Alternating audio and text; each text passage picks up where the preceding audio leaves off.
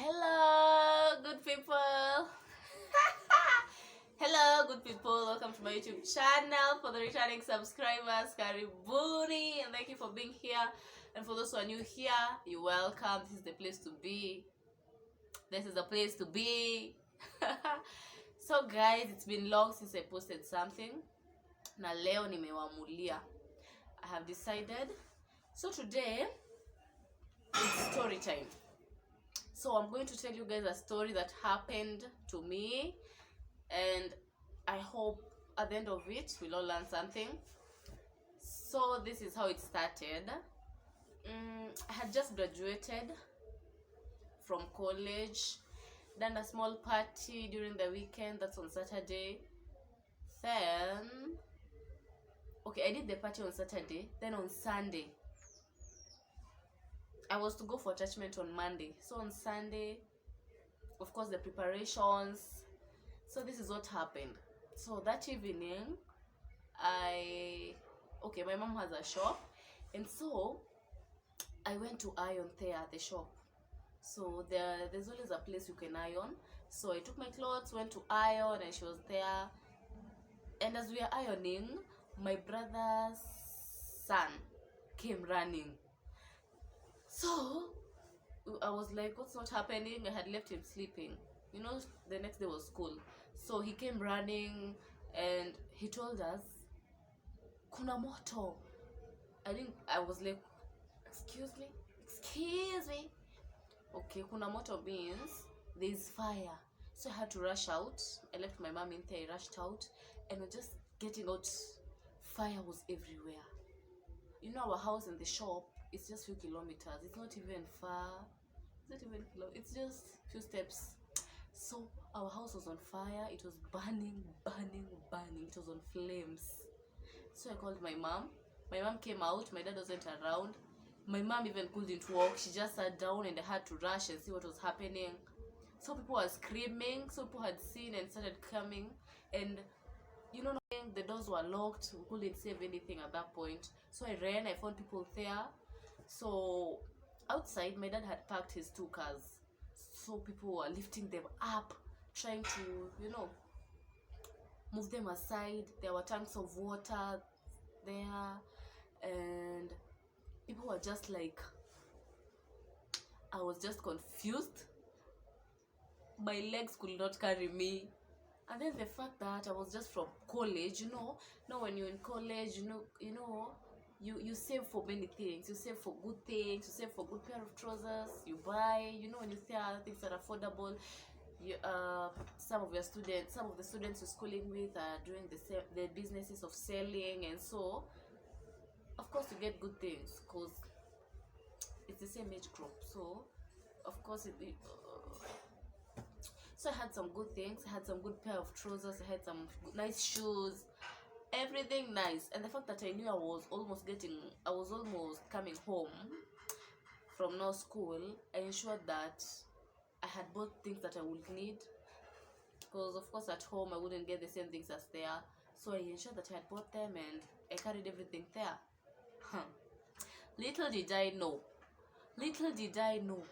guys, our house got fire. Everything burnt to ashes. My papers, everything. Guys, it was so stressful, and I felt for my parents too, for they ensured we had a good home. They ensured we had a place we could call home, and now we had nothing. All their papers,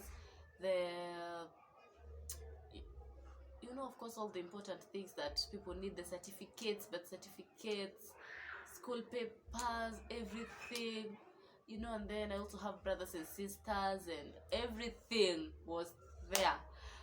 Nothing was rescued, nothing.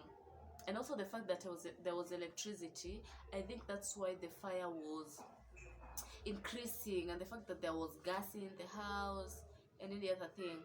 And also, guys, we also had some rentals, and they also caught fire, so they also burnt down to ashes. So that fire spread really quickly, and okay, I'm telling this story for the end. I want you guys to learn something. So after that incident, guys, I told you earlier that I had gone to Ion because I was going for attachment the next day. It's a milk industry, and that's where I was to go for attachment. So after our house caught fire, burnt everything, I had nothing, even the little thing, nothing, guys. And then something else, the fire brigade took long to come, and now everything, even the fact that when they came, and nothing could be, they came, but of course everything was burnt down. I wouldn't say that they didn't hurry up, cause even if they could, I don't know, but the fire just consumed everything very fast, in a span of, everything was down. So we were also rearing some ducks, some hen. Some of them got burnt and died. Some of them survived.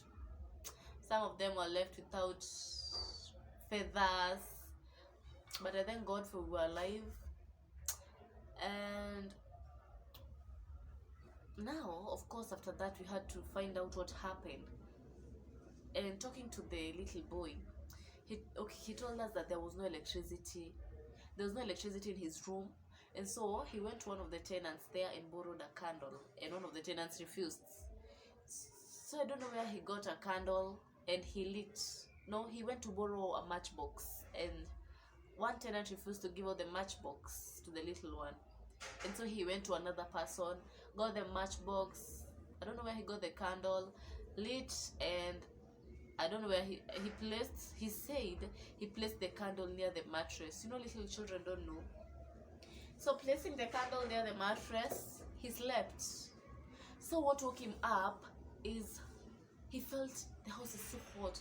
He felt hot. That's what he was explaining to us. Warmth, a lot of heat, and waking up, the house was on fire. What he did, he just trashed out, came to the shop and told us. I was like, okay, the first thing, I thank God for saving his life, because of course, when you inhale that gas, you can easily die, even without the fire getting to you. So the fact that he was alive and he never got burnt, he's okay, that's something I thank God for.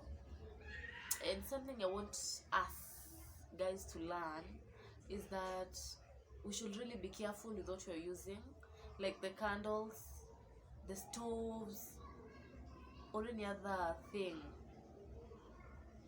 We should be so careful, because those things, they're really small, and you cannot think, okay, people tend to think that maybe when you're using a candle, when you sleep, you just place it there, you sleep, and it will just melt and go off.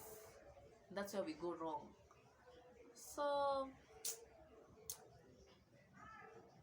I said I was going for an attachment. I'm sorry for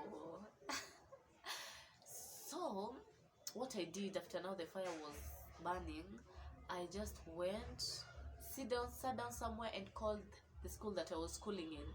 I told them there is fire in our home, and I did that because I knew I was to go for an attachment, and I knew that all my papers were burned down, my identity card, everything. So I couldn't and to go for that attachment, I'll be asked for some papers, and I had to tell them. So the next day I went to school. I borrowed, of course, I bought a trouser, borrowed a shirt, and went to school, explained myself, and they were good enough. They asked for evidence. I showed them the pictures that I had taken, and they gave me some papers, and I had to wait for others. And on the next day, now after going to school, I went to the place where I was to go for attachment. Now the milk industry.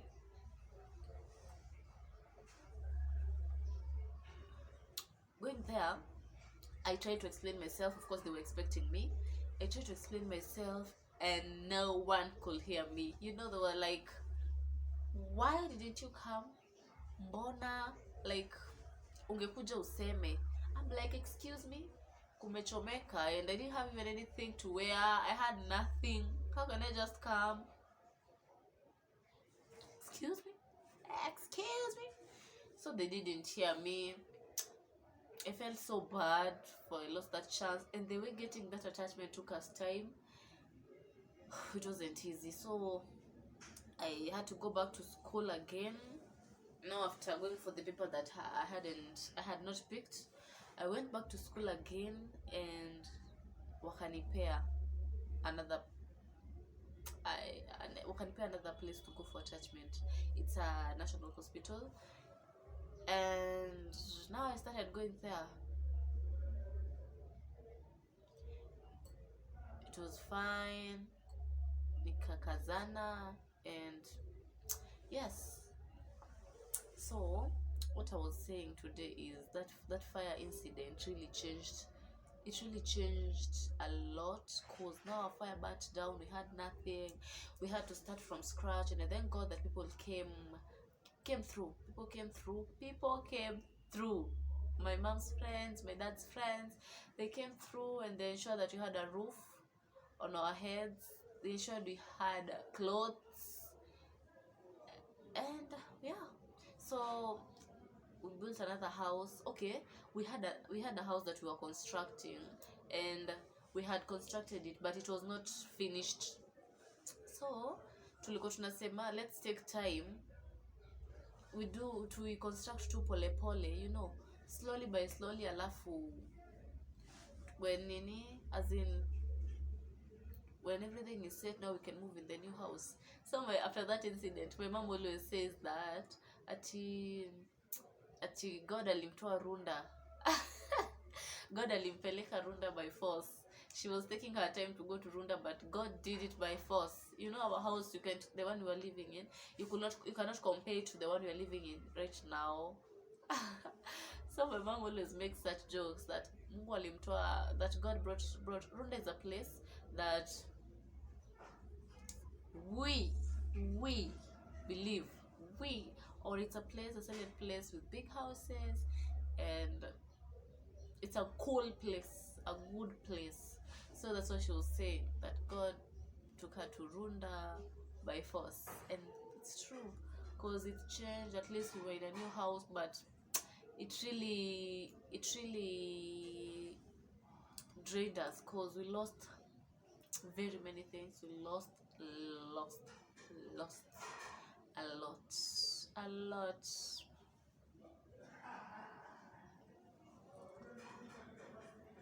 A lot of things were lost, and I remember the story till today.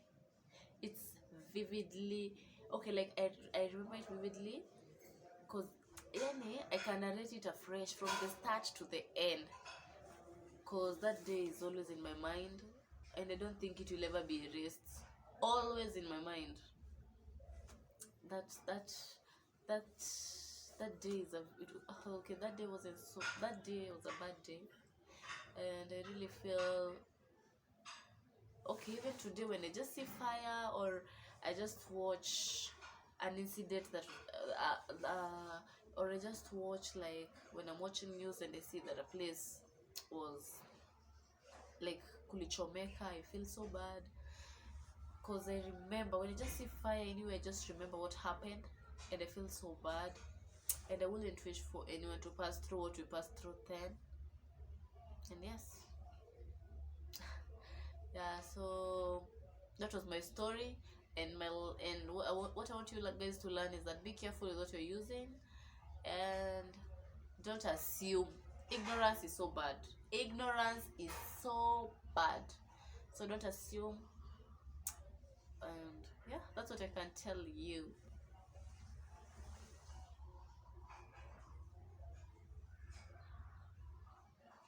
That's what I can tell you guys. Don't assume.